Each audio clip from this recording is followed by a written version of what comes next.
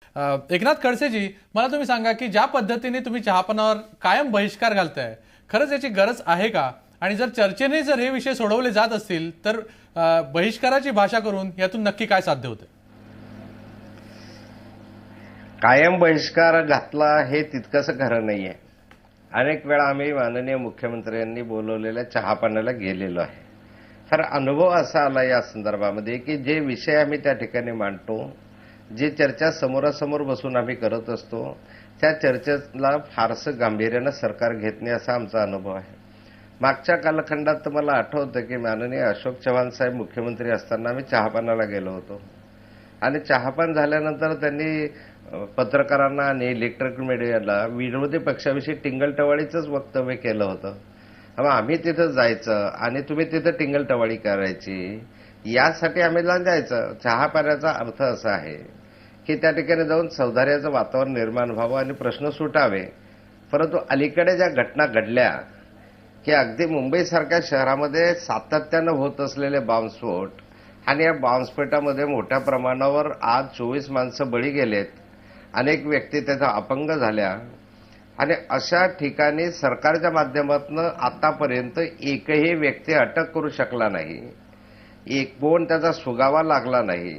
सरकार हे संवेदनाहीन आहे. तिथं जाऊ नये काही फार संवेदनशील चर्चा होईल अशी आमची अपेक्षा नव्हती. आणि मग हे प्रश्न जर आहेत तर विधानसभेतच विचारायचे आहेत. मुख्यमंत्र्यांना वाटत असेल चहापानाची प्रथा बंद करावी की काय, तर तो त्यांचा निर्णय आहे, तो आमचा निर्णय नाही आहे. परंतु याऐवजी मुख्यमंत्र्यांनी जर अधिक संवेदना दाखवली असती तर बरं झालं असतं. राज्य आज सर्व प्रश्नांच्या संदर्भामध्ये पाहिलं तर कायदा सुव्यवस्था शिल्लक नाही. महिलांवर सामूहिक बलात्काराचे प्रयत्न किंवा सामूहिक बलात्काराच्या घटना सातत्यानं होत आहे. माणसं किड्यामुंग्यासारखे मरत आहे, शेतकरी आत्महत्या करत आहे. उपाययोजना करू हे वारंवार प्रत्येक अधिवेशनामध्ये आम्हाला सांगितलं जातं, पण काय उपाययोजना झाली? आणि मग तिथं जाऊन हे वाजवटी चर्चा केल्यापेक्षा बाबा रे, उद्या अधिवेशन सुरू होत्या त्याच्यामध्येच मांडूया की हे विषय. आणि तुम्हाला आठवण करून जाऊ, जे काही वर्षात 2 वर्षात 5 वर्षामध्ये तुम्ही आम्हाला शब्द दिला सभागृहामध्ये त्याचं तरी पालन केलं का? त्यामुळे हा काही मानाचा प्रश्न नाही, हा भावनेचा प्रश्न, हा संताप आहे, ही चीड आहे मनामधली. जर असं त्यांना वाटत असेल तर यात चूक काय? कारण जर त्यांना खरंच लोकांची चिंता आहे आणि प्रश्न त्यांना सोडवायचे आहेत आणि हे मुख्यमंत्री सगळेच जर म्हणत असतील हे चांगले आहेत, यांना काहीतरी सोडवायचं आहे असं जर म्हणत असेल किंवा अपोजिशन पण असं म्हणत असेल, मग त्यांना चान्स द्यायला नको का?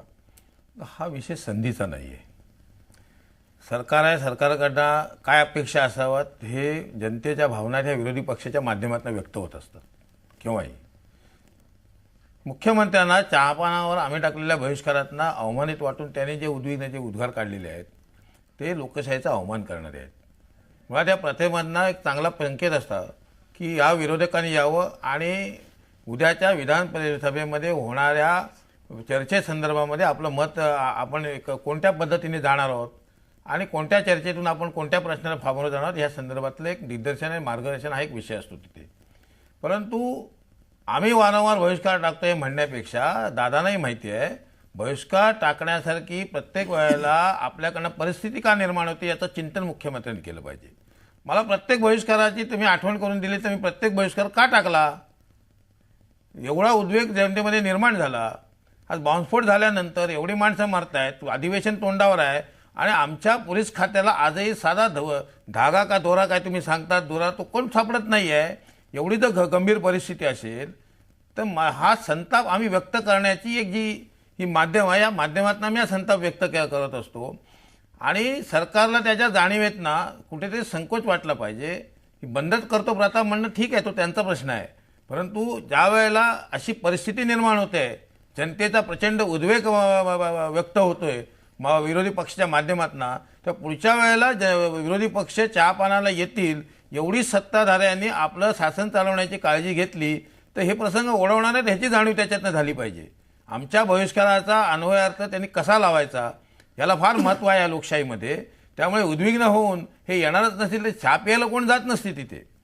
या लोकशाहीच्या माध्यमातून विरोधी पक्ष आणि सत्तारूढ पक्ष हे उद्याच्या सभागृहामध्ये कोणत्या माध्यमांना जाणार आहेत आणि विरोधी पक्षाच्या निर्माण केलेल्या जनतेच्या संवेदना, जे खडसे साहेबांनी सांगितलं, जनतेचा संताप, जनतेची चीड ही ज्यावेळेला व्यक्त होते त्यावेळेला ते त्याची प्रतिक्रिया ते कसे काय देणार आहेत आपण सत्ताधारी म्हणून, ह्याला महत्व आहे. आता तुम्ही ऐकताय ना, दादा येऊन सरळ सांगतायत हे मी मंजूर करणार, ते मी मंजूर करणार. ही जी भाषा आहे ही लोकशाही चालत नाही. लोकशाहीमध्ये 5 विरोधी पक्षाचे सदस्य असतील आणि पूर्ण जरी सभापती विरोधी पक्षाचा जो सन्मान लोकशाहीमध्ये ठेवलेला आहे ना, त्याला फार महत्व आहे. कारण त्यांच्या माध्यमातून जनतेच्या व्यथा आणि दुःख बोलत असतात. त्या व्यथा व्यक्त करण्यासाठी परिस्थिती नाही, हा चहापाण्यावरच्या बहिष्काराचा अर्थ आहे. दीपक पवारजी, तुम्ही काय म्हणाल की ज्या पद्धतीने वेळोवेळी बहिष्कार टाकले जात आहेत, लोकशाहीत दुसरा मार्ग आहे का? जर बहिष्कार टाकणार नसाल तर मग नक्की काय करायचं? जर सत्ताधारी पक्ष याचा वेगळा अर्थ काढणार असतील असं जर ते म्हणत असतील विरोधक, तर मग यात काय चुकलं? तुमच्या वृत्तांतात म्हटल्याप्रमाणे वसंतराव नाईकांच्या काळामध्ये ही पद्धत महाराष्ट्रामध्ये सुरू झाली आणि केंद्रामध्ये अशा प्रकारची पद्धत नाही. केंद्रामध्ये लोकसभेचे जे अध्यक्ष आहेत ते कार्यक्रम त्या संसदेच्या अधिवेशनाच्या अगोदर सगळ्या सदस्यांना बोलावतात. पण जसं राज्यामध्ये राज्याचे मुख्यमंत्री चहापानासाठी बोलावतात तशा प्रकारे काही केंद्रात पंतप्रधान चहापानासाठी बोलवत नाहीत. एका अर्थाने ही खूप चांगली पद्धत आहे राज्याच्या मुख्यमंत्र्यांनी सगळ्या विरोधी पक्षांना बोलावण्याची. या सगळ्याच्या मुळातली जी भूमिका आहे ती मुळामध्ये विधानसभेमध्ये आपण भांडणारच आहोत, पण विधानसभेच्या अगोदर काही मुद्द्यांवर जर आपलं एकमत होणार असेल, काही गोष्टींबाबतीत आपण चर्चा करणार असू तर ती केली पाहिजे, अशा प्रकारची भूमिका असणार. मुख्यमंत्र्यांनी उद्गार काढलेत, मला मुख्यमंत्र्यांच्या पार्श्वभूमीचा विचार करताना असं वाटतं की आतापर्यंत त्यांनी केंद्रामध्ये एका अर्थाने बॅकग्राऊंडला काम केलेलं आहे. आतापर्यंत ते केंद्रातल्या काँग्रेसचा काही फ्रंटचा चेहरा नव्हते. महाराष्ट्रामध्ये राज्याचं मुख्यमंत्रीपद आल्यानंतर काही गोष्टी तुम्हाला थेट लोकांशी समोर जाऊन बोलावं लागतं. अशा वेळेला गेल्या काही दिवसांमध्ये त्यांनी इंग्रजी ज्याला आपण फूट इन द माउथ असं म्हणतो अशा प्रकारची स्थिती स्वतःसाठी काही विधानं करून निर्माण केली. म्हणजे गृहमंत्र्यांच्या बद्दल त्यांनी केलेलं विधान असेल किंवा चहापानाच्या बाबतीमध्ये त्यांनी केलेलं विधान असेल, अशी विधानं जी सैलपणाने एखाद्या मुख्यमंत्र्याने करू नयेत, ती विधानं टाळून सुद्धा अनुल्लेखाने विरोधकांना मारून सुद्धा काही गोष्टी तुम्हाला करता येतील. आणि चहापानामध्ये वर तुम्ही बहिष्कार घातला असलात तरी विधिमंडळाच्या अधिवेशनामध्ये तुमच्या सगळ्या मुद्द्यांची आम्ही निश्चितपणाने दखल घेऊ असं म्हणून मुख्यमंत्र्यांना विरोधकांची शस्त्र त्यांना म्यान करायला लावता येणं शक्य होतं. आता असं झालं की एकतर विरोधक गेलेही नाहीत, त्यांना त्याचंही भांडवल करता आलं. त्याच्या पुढे जाऊन मुख्यमंत्री त्यांना यायचं नसेल तर आपण ह्या प्रथेचाच पुनर्विचार करू का? जी प्रथा 30-35 वर्ष चालू आहे महाराष्ट्रामध्ये तिचा पुनर्विचार करू का असं मुख्यमंत्र्यांनी म्हणून विनाकारण त्यांनी अधिवेशनाच्या तोंडावर एक नवा प्रतिकात्मक अशा प्रकारचा विषय विरोधकांना करून दिलेला आहे. ह्या दोन्ही गोष्टी त्यांना टाळता येणं शक्य होत्या. खडसेजी, तुम्हाला काय वाटतं की एक नवीन मुद्दा तुमच्या हाती मिळालाय, ज्या पद्धतीने मुख्यमंत्री स्वतःच म्हणाले आहेत की चहापानच बंद करावं? नाही, मला दिवाकर रावतेंचा जो विषय तुम्हाला आवडला की राज्य सरकारचे प्रमुख म्हणून मुख्यमंत्र्यांनी या संदर्भामध्ये असं वातावरण निर्माण होऊ नये ही काळजी घेण्याची आवश्यकता आहे. अहो, मला सांगा की सर्वसामान्य माणसास महागाईनं होरपळत आहे, बलात्कार होत आहे, दरोडे पडत आहेत आणि बॉम्बस्फोट होत आहे, या संदर्भातली चर्चा करणं हे बरोबर आहे, तुमचा चर्चा केली पाहिजे. पण ही परिस्थिती का निर्माण झाली हे होऊ नये याची काळजी नको का घ्यायला? माननीय मुख्यमंत्री पृथ्वीराज चव्हाणांची कितीही प्रामाणिक इच्छा असली तरी त्या ठिकाणी समोरासमोर बसल्यानंतर त्यांनी आम्हाला काय सांगितलं असतं? अजूनपर्यंत बॉम्बस्फोटाचे धागेदोरे आम्हाला मिळालेले नाही आणि काही मिळालेत मी सभागृहात सांगेल. महागाई कमी करण्याच्या संदर्भामध्ये आम्ही पावलं उचलत आहोत. जे सामूहिक बलात्कार झाले, जे दरोडे झाले त्याच्या संदर्भामध्ये पोलीस तपास करताय, हेच उत्तर आहे. तपास करताय हे उत्तर नको आहे. कुणाला पकडलाय? बॉम्बस्फोट झालेत, कुणाला तुम्ही अटक केली? आज 14 दिवस झाला, मनातला संताप नाही आहे.